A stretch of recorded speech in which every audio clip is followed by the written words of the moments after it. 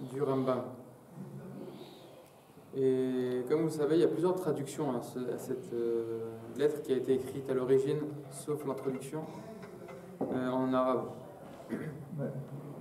Les traductions, c'est les traductions du Rav Shilat, du Ibn Tibbon.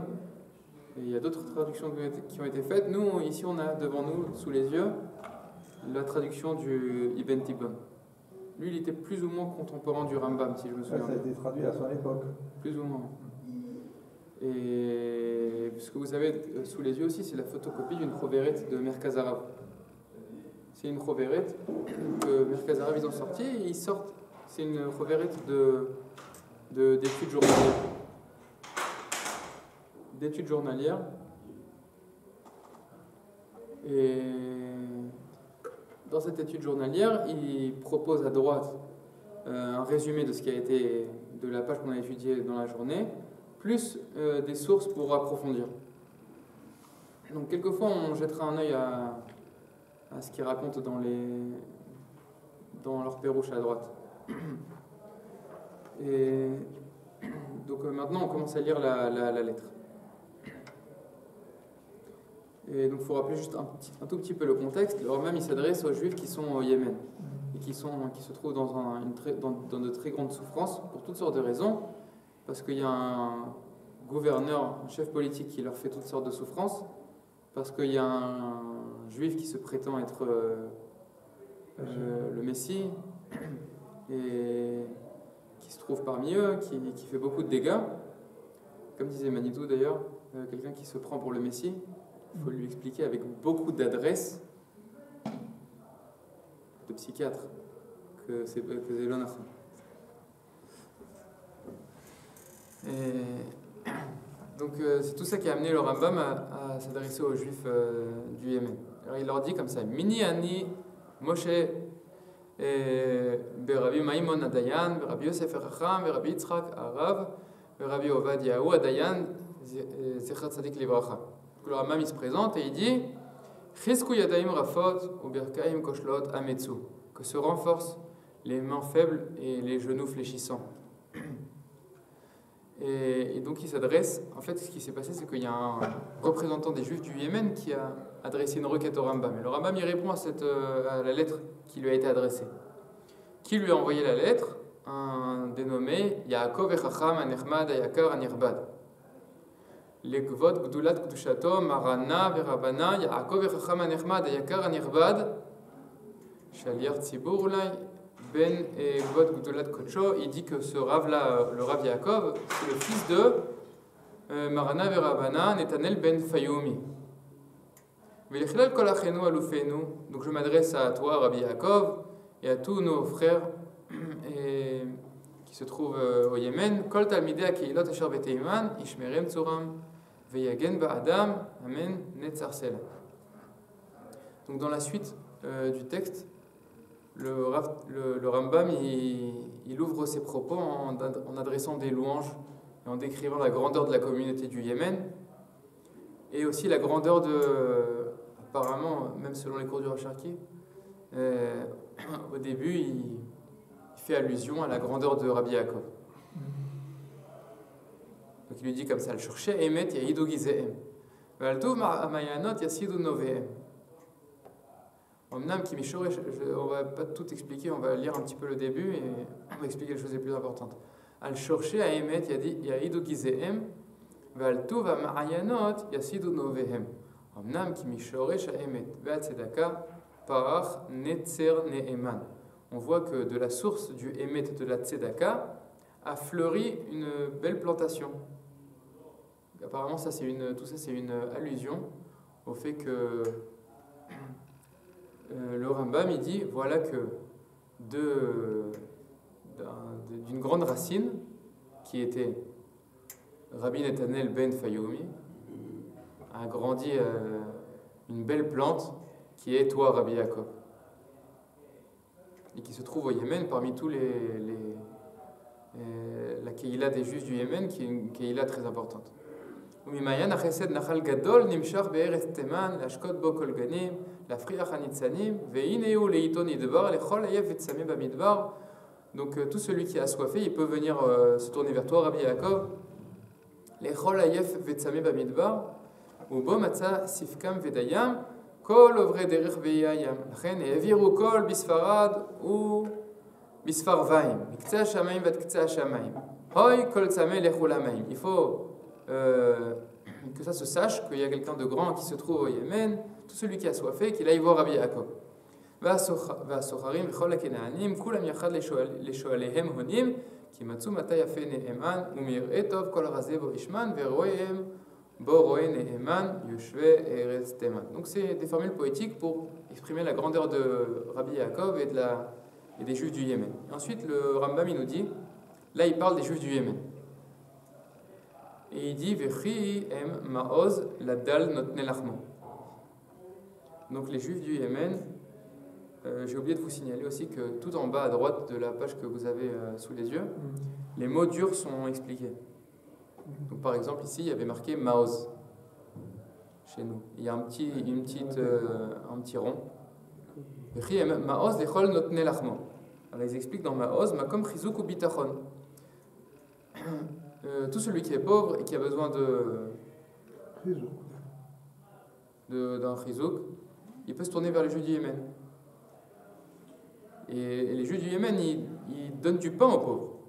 Mis'ad le'ashir magdime shlomo. Alichot et sheba kivulam. Donc les Juifs du Yémen, c'est des gens qui font du chesed. Et ils aident le pauvre et ils aident aussi le riche. Comment est-ce qu'ils aident le riche? En lui donnant le bonjour avant que le riche leur donne le bonjour. Il y a une Gemara dans ma série de Brachot qui dit que celui qui a l'habitude de te donner le bonjour, donne-lui le bonjour avant. Devance-le. Et dis-lui bonjour avant. Donc le pauvre, on leur donne du pain et aux riches, il leur donne le bonjour. Et ça, c'est des attributs, c'est une manière de se comporter qu'on attend. Alechot sheba kivulam. Veyadam lechol ovre derech metucha. Et tout celui qui tend la main, toute personne qui passe comme ça, les Juifs du Yémen leur tendent la main, lui tendent la main. Et leur maison est ouverte à tout celui qui a besoin. Tout celui qui rencontre les Juifs du Yémen, alors toute inquiétude, elle s'évapore d'eux. Autre chose maintenant, il dit le Rambam, toute la journée, ils étudient la Torah. Ils suivent les prescriptions que leur a prescrit Rav Aché. Qui c'était Rav Aché? C'est un des Amoraïm les plus centrales dans la Torah Sheba Al Peh, dans la Gemara. Qui a rédigé toute la Gemara, ou en tout cas une part centrale de la rédaction de la Gemara telle qu'on la connaît, on la doit à Rav Aché et Ravina et Rav Aché. Et Rodfé Hatzedek, donc ils cherchent la justice, les Juifs du Yémen. Mais Chaske Abedek, tout ce qui est cassé, tout ce qui a besoin d'être renforcé, ils le renforcent. Ma'amidei Ikari Torah Al-Tilam, ils vont selon les fondements de la Torah. Mais Kaptim le Psorei Am Hashem Bemilulam. Et Mekaymi Kol HaMitzvot Bediktu Kehen Bemakhelotam. En Peretz Ve'en Yotzet Ve'en Sevacha Bichovotam. Il n'y a pas de scandale, il n'y a pas de choses problématiques dans leur rue, dans leur vie, dans leur société, dans leur vie sociétale. Baruch Hashem, Asher lo yishbit mekayme Torah shomrei chukim, béni sois-tu Akadosh Baruch Hu, qui fait en sorte que la Torah se poursuive de génération en génération et qu'il n'y a pas eu d'interruption. Ba'im arichoki, même dans les coins reculés. Kasher iftichanu betuvo bechazdo, comme ça a été promis dans une prophétie de Yeshaya. L'idée Yeshaya Avdo, Vatemaot, et vous les Juifs du Yémen, vous êtes le signe que la prophétie de Yeshayahu, elle s'est réalisée. Qu'est-ce qui a marqué dans la prophétie de Yeshayahu? Miknaf haaretz zemirot shaman. Et on entend les chants depuis les coins les plus reculés de la terre. Les chants de la Torah. La voix de la Torah, elle est arrivée jusqu'aux coins les plus reculés. Isatrem Hashem l'akimdad vechukak. Kadosh Baruch Hu vous aide à établir et à renforcer la Torah parmi vous. La sot mishpat uzdaka, que vous ayez les forces nécessaires pour faire mishpat tzedaka, lishmor mitzvato vedato, pour obéir aux préceptes de la Torah, veleichos bevrito, et pour continuer à accomplir l'alliance qu'on a contractée avec Akadosh Baruch Hu. Amen, netzar sel. Donc, sur ce passage-là, je pense qu'il y a juste une chose importante à relever. C'est l'ordre dans lequel le Rambam il a écrit les choses. C'est-à-dire qu'au début, quand il nous parle des Juifs du Yémen, quelle est la première chose qu'il nous dit? Quelle est la première chose que le Rambam nous dit sur les Juifs du Yémen?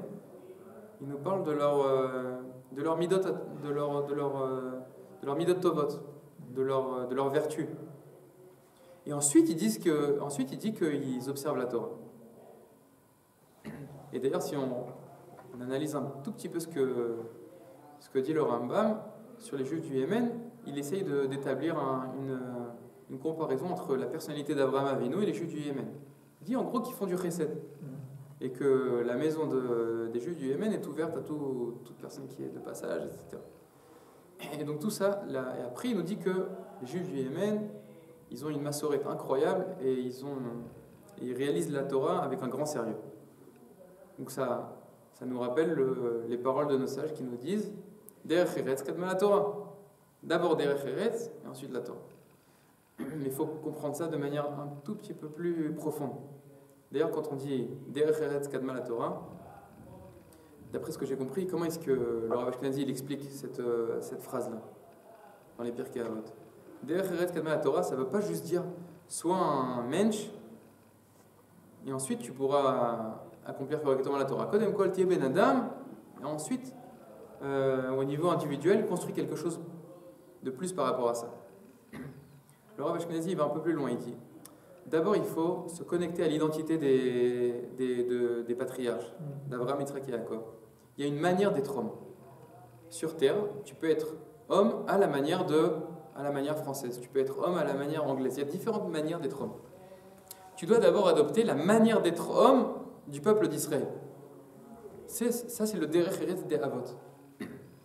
Il y a des dizaines et des centaines d'années où le peuple d'Israël il réalise la manière d'être des Avot. On forme une identité. Sur cette identité-là, on peut ensuite recevoir la Torah. Mais il faut d'abord être les fils des Avot.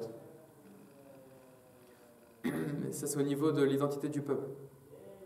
C'est ça, Derech Eretz kadma la Torah. La manière d'être des patriarches, c'est ça qui précède la réalisation de la Torah, le don de la Torah. Comme disait le Rav Ashkenazi, qu'est-ce qu'il a fait à Akadosh Baruch Hu quand il nous a donné la Torah? Il a pris la montagne et il a dit vous n'avez pas le choix. Une fois j'ai inventé une blague. Soit vous, parce que dans la Gemara, qu'est-ce qu'il y a marqué? Il y a marqué que ou vous avez deux choix, ou vous recevez la Torah, ou alors ici sera l'endroit où vous serez enterré. Im tekablu et Torah mutav, veim lav, kan, ici, yem akom gvuratrem. Ici vous serez enterré. Alors on pourrait dire, si vous recevez la Torah c'est bien, sinon kant yem akom gvuratrem.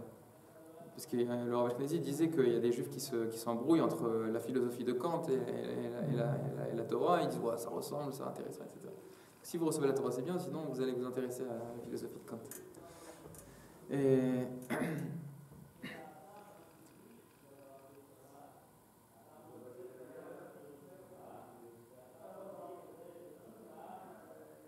Et donc, Derech Eretz kadma la Torah, comme on vient de l'expliquer, qu'est-ce que ça signifie?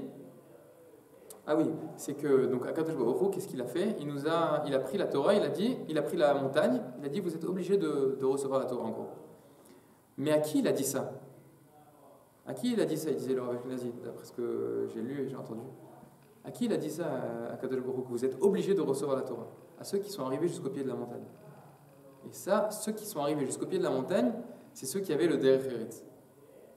C'est ceux qui, en gros, étaient sionistes. C'est ceux qui sont liés au peuple d'Israël dans sa marche dans l'histoire.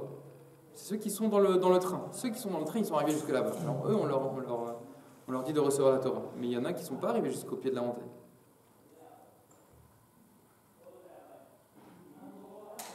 D'ailleurs, le Magnéto sur ça aussi, il disait qu'il y a une grande question dans la philosophie. D'où est-ce que quelqu'un se sent obligé de réaliser des idéaux et des valeurs? Est-ce que ça vient de l'intérieur de la conscience ou est-ce que ça vient de l'extérieur? Est-ce que la loi, elle est hétéronome ou est-ce qu'elle est autonome? Est-ce que ça vient de la loi, c'est nomos? Est-ce que ça vient de l'extérieur ou de l'intérieur? Alors la réponse de nos sages, c'est que, a priori, ça vient de l'extérieur. Akadosh Baruch Hu, il nous oblige à recevoir la Torah. Il nous dit, toi, je ne sais pas ce que tu veux. En tout cas, moi, je t'oblige à recevoir les lois de la Torah. Donc la source de la loi est hétéronome. Mais pas exactement, il dit le Rashnazi, parce que ceux qui sont obligés de recevoir la Torah sur eux, c'est ceux qui sont arrivés jusqu'à la montagne. Et ça, ils ont fait ça de manière autonome. C'est-à-dire ils ont une certaine sympathie pour les idéaux du peuple d'Israël, ils s'identifient avec le peuple d'Israël, ça dépend de toi. Et puisque tu veux recevoir la Torah, eh ben, je t'oblige à la recevoir. Mais en tout cas, ceux qui sont obligés de la recevoir, c'est ceux qui ont un derech eretz. Donc tout d'abord, le Rambam, il nous dit sur les juifs du Yémen, ils ont des midotes incroyables. Et ensuite, il nous dit, c'est pour ça que la Torah, elle se dévoile correctement chez eux.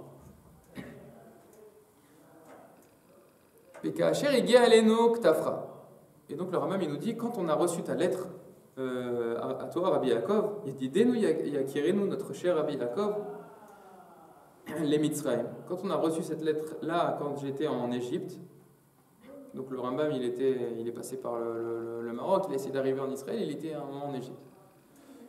Namu les Shom'o Kolosnaim. Tout ça a produit, comment ça s'est fait? La nouvelle s'est répandue et les gens étaient très intéressés à écouter ce que tu as à dire. Veta'ava ou la Enaim. On développe une certaine soif de savoir qu'est-ce que le Rabbi Yaakov il nous a écrit. Ve'ui befanenu alecha qui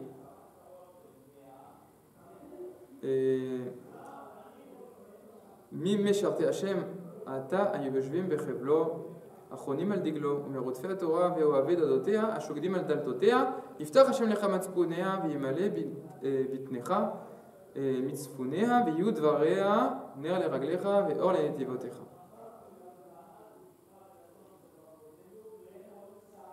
Donc le Rambam il nous dit que, excusez-moi parce que comme c'est le premier cours de Igeret Teman et on étudiait avant le Rav Tertel, j'ai le réflexe de dire à la place de Rambam le Rav Tertel. Donc le Rambam il nous dit ici que la lettre elle est écrite de manière tellement jolie que c'est un témoignage de ta grandeur, Rabbi Yaakov.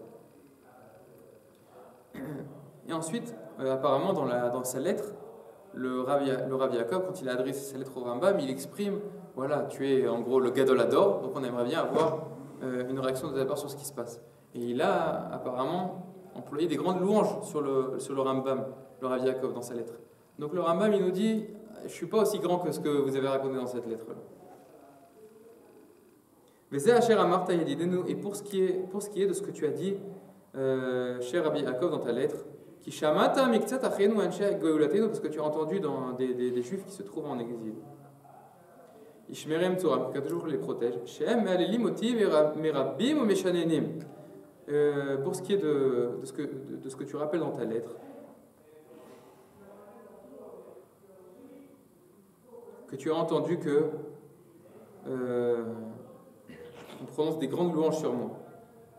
Et on me compare et on me définit comme étant un gaon. Les filles à Avatam Sipru. Pourquoi est-ce qu'il raconte ça? C'est pas parce que c'est objectif, c'est parce qu'il m'aime beaucoup. C'est quelque chose de sentimental. C'est pas quelque chose d'objectif. Parce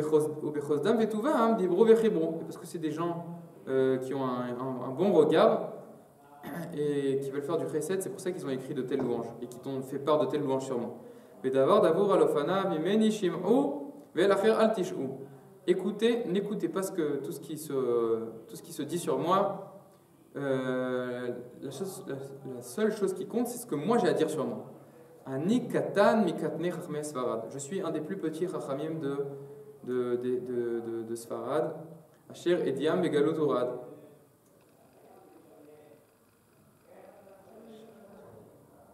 Donc je suis comme un un bijou qui a été descendu en exil.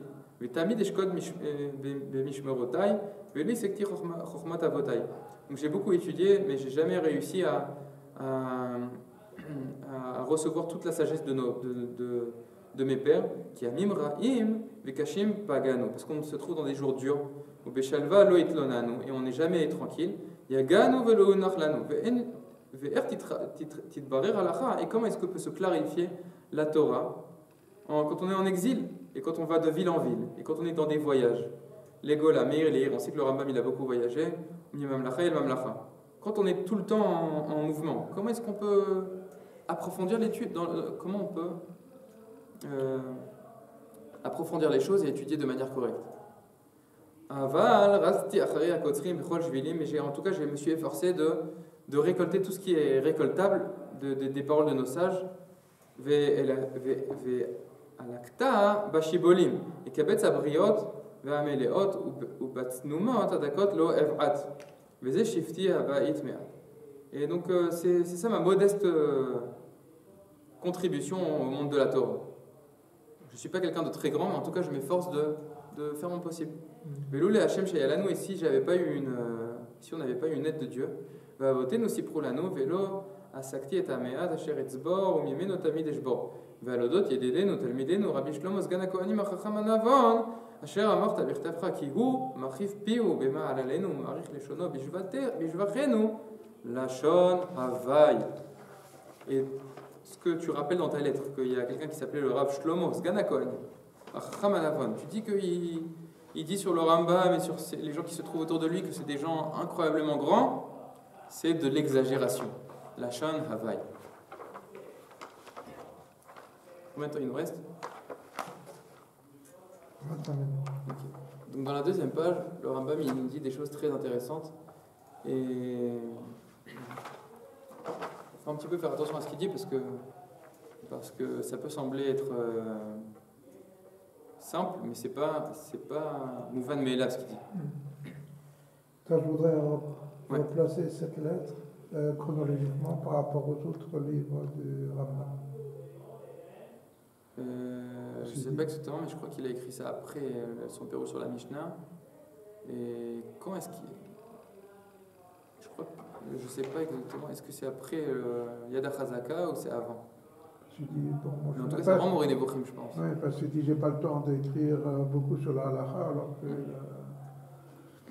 Je sais que moi, de ce que je me rappelle, j'ai vérifié, j'ai oublié de ramener le livre, mais le Rav Shilat, je crois qu'il évalue que la lettre elle a été écrite à peu près en 4900 quelque chose. Dans le compte hébreu. 4900. Oui, 1900 sur le compte hébreu. Ouais. Je me rappelle plus. J'ai essayé de vérifier, mais je me rappelle plus exactement la conclusion à laquelle je suis arrivé.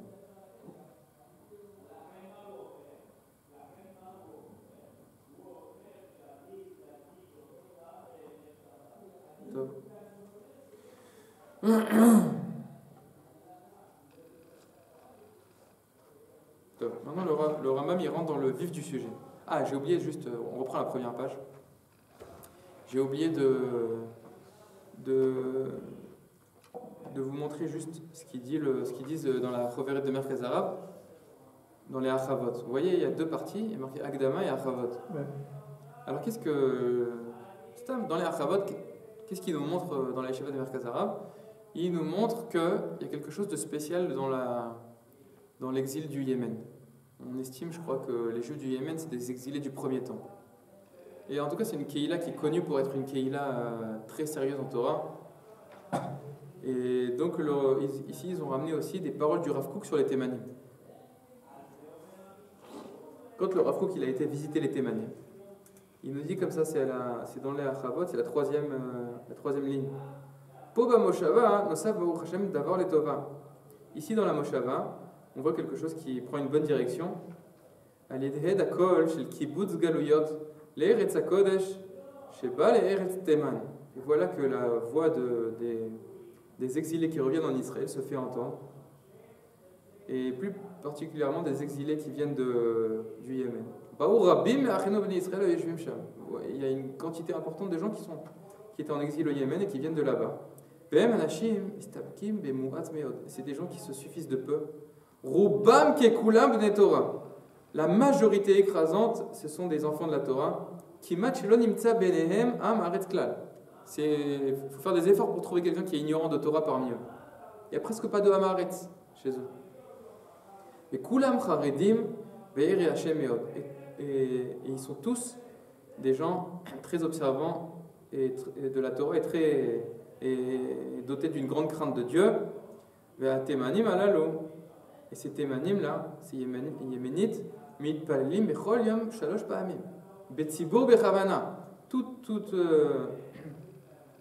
les jours, ils prient les 3 tfilotes, Betzibur, avec une grande kavana, et chaque danim batora, ils s'investissent d'une grande manière en Torah, Be'irat shama im tmima, Be'en peretz ou merivot, Be'shrunatam.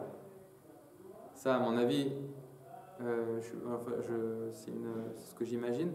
Je pense qu'il a fait allusion ici à la lettre du Rambam. Quand le Rav Kook, il nous dit En peretz ou merivot beshchunatam. C'est un pasuk. En peretz ve'en sevacha bechovotenu. Et c'est un pasuk qui nous dit qu'il n'y a pas de cris, il n'y a pas de scandale dans les rues. Et le Rambam, il a utilisé ce pasuk-là pour parler des Juifs du Yémen et le Rav Kook aussi. Donc, apparemment, c'est possible. Ou alors ils ont eu la même idée d'employer le même pasuk. Ou alors le Rav Kook, il fait allusion peut-être à la lettre du Rambam. Ken irbe vechen ifrot ve'asfu Sfat Nitretson Pzora, et on espère que le retour des exilés se fera selon le même modèle que le retour des Juifs yéménites en Israël. Une petite remarque, ce pasuk-là, En Peret Ven Sevacha Bechovoten, et tous ces psukim-là dans les Teilim, dans le même chapitre, le Rav Kook dans Mamaré à Raaya, il a un Mahamar où il nous dit que ces psukim-là, ils font allusion à la situation idéale du peuple d'Israël sur sa terre. Une vie étatique, idéale, dans laquelle il n'y a pas de problème dans la société. Il n'y a pas de scandale, il n'y a pas de... En peretz ve'en tsevacha bechovoten.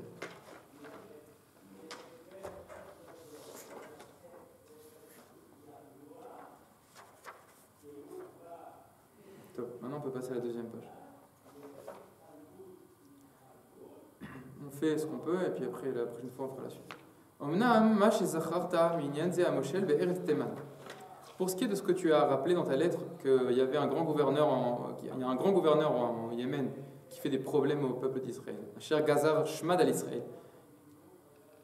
Ce chef-là, il veut anéantir le peuple d'Israël. Et il oblige les gens qui sont sous sa direction, qui sont gouvernés par lui, à abandonner la Torah, à abandonner la religion, de la même manière que se comporte le Kenani, cette nouvelle-là, elle nous a fendus, elle nous a secoués, elle nous a coupés en deux. Shis'a zo ashmua, Shisa, ça veut dire fendre. Gavenu, notre corps. Ça nous a vraiment fendu. C'est qui le Knani Beretsamara de l'Espagne? Et j'ai écouté un peu les cours du Rav Sharki sur cette lettre. Et il dit que, si je me souviens bien,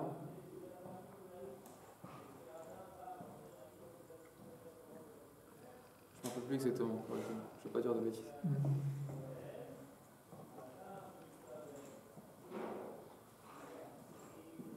Ça nous a fait paniquer. On a été très secoués de cette nouvelle-là. C'est vraiment une mauvaise nouvelle. Kol shom'a tetzilina shte ozna. C'est vraiment une mauvaise nouvelle. Et tout celui qui entendra cette mauvaise nouvelle, tetzilena shte ozna. Ils expliquent dans le Perush Hamilim en bas, et ça fera trembler ça fera trembler ses oreilles. Tout celui qui entendra une telle nouvelle, ça lui fera trembler ses oreilles. Et dans les explications là que vous avez sur votre droite, ils nous disent qu'on voit ici qu'est-ce que c'est qu'un véritable dirigeant dans le peuple d'Israël, comme quelqu'un comme Moshe Rabbeinu, ou quelqu'un qui est véritablement appelé un manik du peuple d'Israël? C'est quelqu'un qui est lié profondément à ce qui se passe dans le peuple et qui souffre personnellement et qui se réjouit personnellement des mauvaises et des bonnes choses qui se passent dans le peuple. Sur ça, le Rav Tartel, il l'avait dit, si vous vous souvenez, je crois que je l'avais rappelé une fois, il y a un passage qui nous dit Melech bemishpat yamid eretz, un roi, en faisant la justice, il renforcera son peuple. Ve'ish trouma yarsena, et un homme qui est appelé un homme de trouma, lui détruira sa société, son peuple. Le Rav Tartel, il nous dit que c'est une allusion au fait que celui qui est un vrai dirigeant, il fera grandir son peuple. Mais celui qui se comporte comme de la trouma par rapport au pain, c'est-à-dire qui est séparé, la trouma c'est quelque chose qu'on prélève du pain. Celui qui est en dehors de son peuple, comme de la trouma qui est en dehors du pain, ça a été prélevé de la pâte, alors lui il détruira son peuple. Et ça c'est je pense qu'il y a quelque chose aussi qui est assez profond aussi dans ce regard-là. Parce que, en fait, il y a deux options, je pense. Quand on lit le Tanar, par exemple, on se dit, voilà, on a ici affaire à un manig. Où est-ce qu'il se trouve ce manig? Il est entre Akadosh Baruch Hu et le peuple d'Israël. Le regard religieux, il dit, prends le parti de Akadosh Baruch Hu. Si le peuple il fait des bêtises ou s'il est dans un mauvais espace, tu dis, bon, moi je regarde les valeurs qui ont été transgressées et je vais prier pour que ce peuple-là il reçoive une claque, quoi. En gros. Mais la Hashgacha, en tout cas le regard divin, il regarde autre chose. Non, le vrai manig, c'est celui qui est totalement encastré dans le peuple d'Israël. C'est pas forcément, ça va pas forcément de soi ce regard-là. Il faut.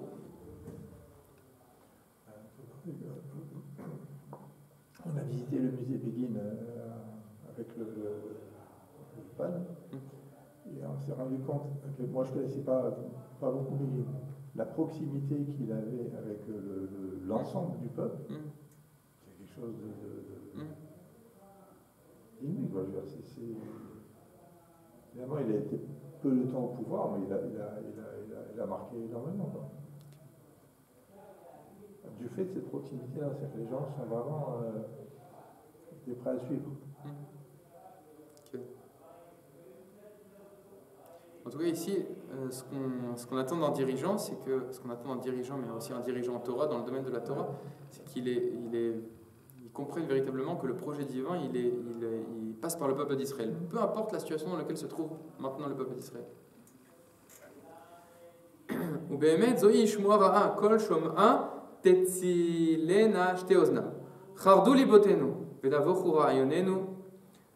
Ça produit une grande inquiétude dans nos cœurs et ça a beaucoup embrouillé nos pensées. Ça nous a affaiblis. Et quand on voit vraiment les souffrances qu'on a de tous les coins du monde, Mizrach ou Ma'arav, que ce soit au Yémen ou que ce soit au Maroc, en Espagne, Israël, et le peuple d'Israël il est au milieu de toutes ces attaques-là. Et les misés, et c'est par rapport à des temps comme cela que le prophète Ma'atir ba'adeno. Et le prophète, qu'est-ce qu'il fait? Il prie pour nous. Mitpalel ba'avorenu. Il prie et il dit, et c'est sur des temps comme ça que la prière du prophète elle a été prononcée. Et elle dit, Hashem Elohim chadalna. Akadosh Baruch Hu interrompt cette chose-là. Interrompt ces souffrances-là. Mi Yakum Yaakov ki katanu. Comment est-ce que Yaakov il peut être debout quand il est si petit? Et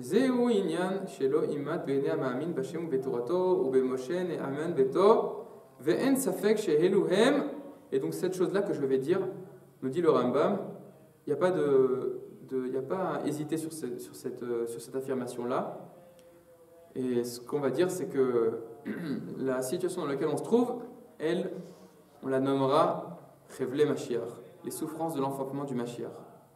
Et c'est sur ces souffrances-là que les Chachamim priaient et disaient qu'ils souhaitent ne pas se trouver dans ces temps-là. Quand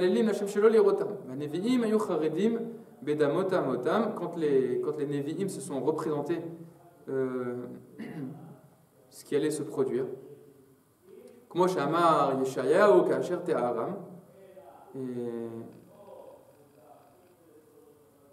donc, comment est-ce que les prophètes ont prophétisé ces temps-là? Ils ont dit Ta'al evavi palatsut ba'atatni.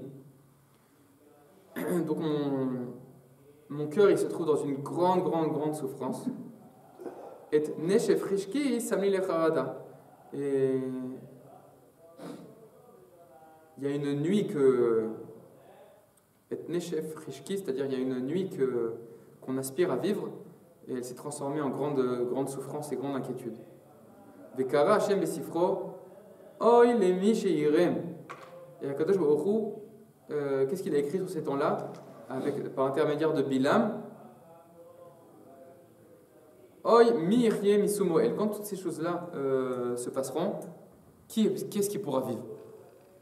Donc, si vous avez bien remarqué, première chose très étonnante dans ce qu'il dit le Rambam, c'est que le Rambam il nous dit voilà, le peuple d'Israël est en exil et il souffre. Comment est-ce qu'on va nommer ces souffrances-là? Il ne dit pas qu'on nomme ces souffrances-là les souffrances de l'exil. Il aurait pu dire ce sont les souffrances de l'exil. On se trouve en exil et il y a des grandes souffrances. Mais il nous dit le Rambam non. Ça, c'est les souffrances qui appartiennent à l'enfantement, au processus de l'enfantement du Mashiach. Ça, c'est un chidouche Atzum. Donc il y a deux possibilités. Soit on sait que le Mashiach n'est pas venu dans ces temps-là. Donc soit première possibilité, c'est de dire bon, il y avait un potentiel que le Mashiach arrive, et le Rambam, c'est ce qu'il pensait, mais ça ne s'est pas produit en fin de compte. On peut dire autre chose, c'est que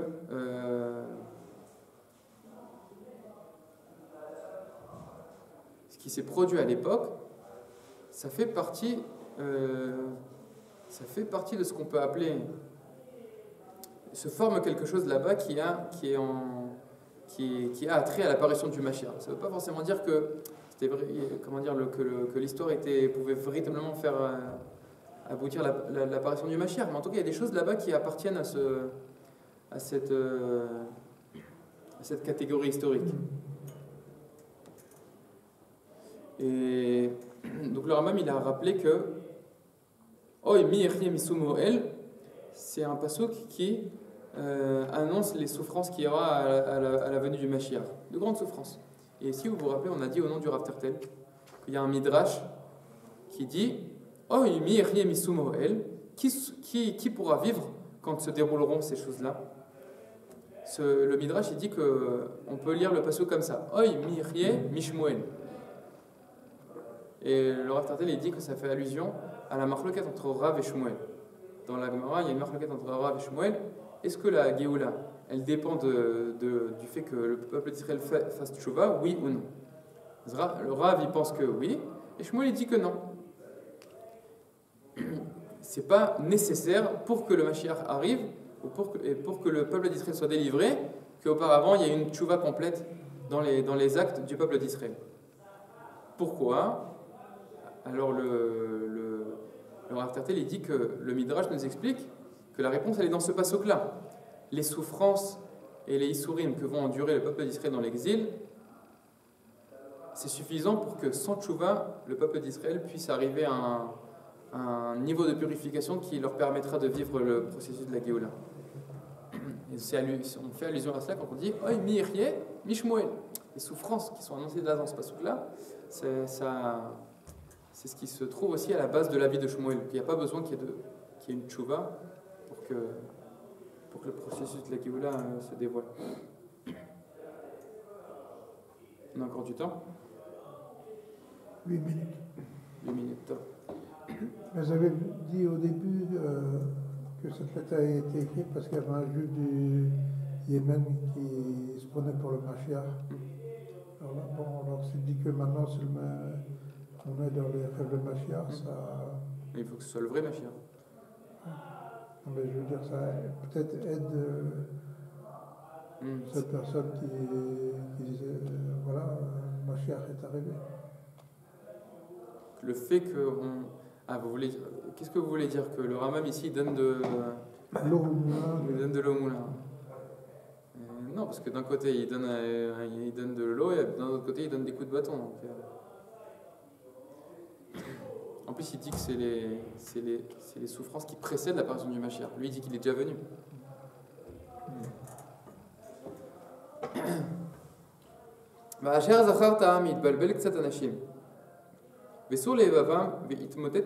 Et qu'est-ce que tu as rappelé dans ta lettre, Rabbi Yaakov, qu'il y a beaucoup de personnes que toutes ces souffrances-là, ça les amène à abandonner la Torah. En tout cas, ça amène chez eux un affaiblissement de la Emouna. Et il y en a d'autres que non, eux ils restent debout. Et ils restent entiers dans leur attachement à la Torah. Zedavar, Gvar, Kadma, Odaa, Bo. Ça, c'est des choses qui nous ont déjà été annoncées dans les prophéties. Ou Be'er Lanu Adon Daniel, Masheodio Hashem, qui Arach Galoteno, Viatmidu Atzarot Alenu, Itmotetu Rabbi Minadat, Vekanes Belibam Safek. Donc Daniel il nous a annoncé que quand notre exil se rallongera et durera beaucoup de temps, et qu'il y aura beaucoup de souffrances, alors qu'est-ce qui se passera? Il y a beaucoup de gens qui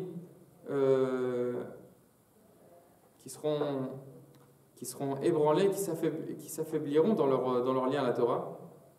Et Vikanes Belivam Safek, ils auront dans leur cœur, apparaîtra dans leur cœur un doute, des doutes. Veito, et ils feront des erreurs. Biglal Masheiru Michul Shatenu, parce qu'ils verront la dureté de la situation dans laquelle se trouve le peuple. Vetik Boret Aklamu Alenu Umashlam Banu. Et ils verront à quel point ceux qui s'opposent à nous sont forts. Et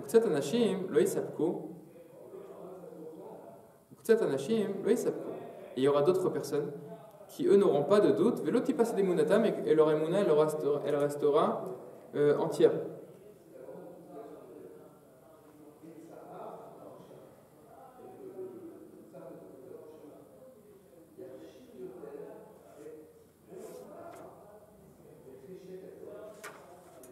Donc Daniel il a annoncé qu'il y aura des gens qui seront affaiblis dans leur émouna dans les temps de Révélé Mashiach et des gens qui resteront forts. Comment est-ce qu'il dit ça, Daniel? Il dit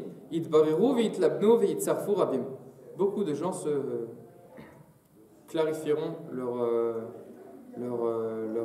être et ils deviendront blancs et ils deviendront purs davantage grâce aux épreuves qui surviendront. Et les épreuves qui surviendront, elle amènera donc d'un côté les tzadikim à se purifier, d'un autre côté les Réchaïm à devenir encore plus Réchaïm et à se détacher du peuple en fin de compte. Et les Réchaïm ils ne comprendront pas le temps dans lequel ils vivent. Mais ceux qui auront une grande sagesse, alors ils comprendront le temps dans lequel ils se trouvent. Et ensuite, Daniel il nous annonce que même les sages, eux aussi, qu'est-ce qui se passera? Il y aura des souffrances encore plus grandes qui feront que certains sages abandonneront et s'embrouilleront, et d'autres sages deviendront encore plus tzadikim. Et donc ensuite, Daniel il nous annonce que même ceux qui résisteront aux épreuves, et qui continueront dans leur émouna dans la Kadosh Baruch Hu, ils devront faire face à des souffrances encore plus grandes, mais il y aura des souffrances encore plus grandes que les souffrances précédentes.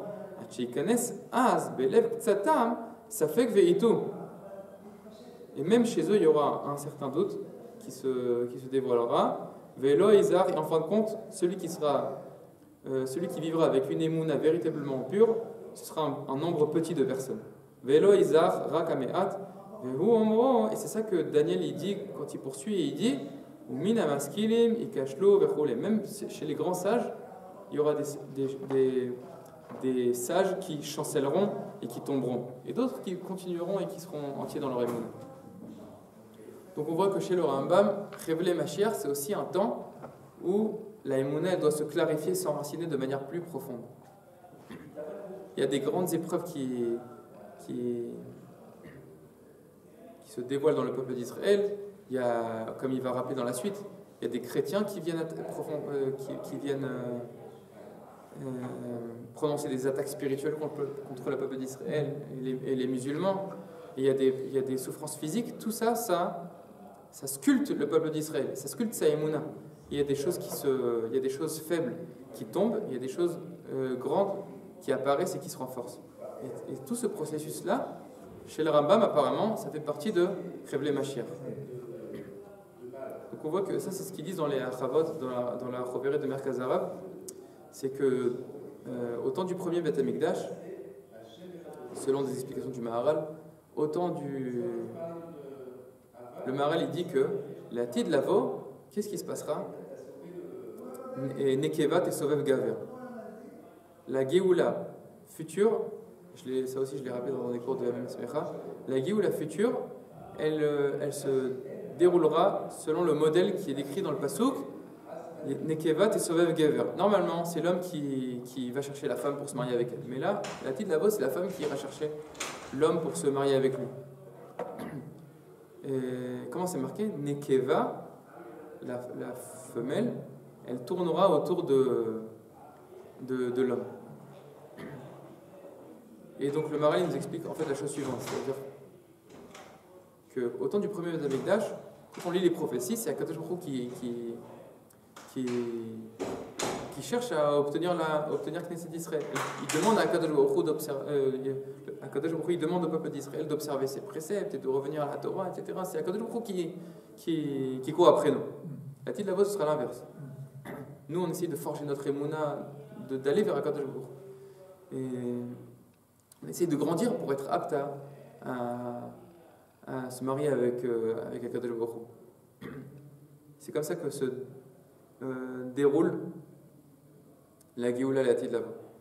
Et le Rosh Yeshiva dans la yeshiva dans laquelle je vais étudier, il interprète comme ça le pasuk. Nekevat et Sovev Gaver. C'est-à-dire que c'est tout un processus. La Nekeva, elle tourne, et elle tourne, et elle tourne, et elle tourne jusqu'à qu'elle arrive à Akadosh Baruch Hu. C'est pas quelque chose de. C'est pas que la femme, elle ouvre la porte et boum, elle arrive à l'endroit où elle se marie avec son mari et c'est bon, on a terminé le processus. C'est tout un processus, il faut tourner. Mais qu'est-ce qui se passe au début? La femme, elle tourne.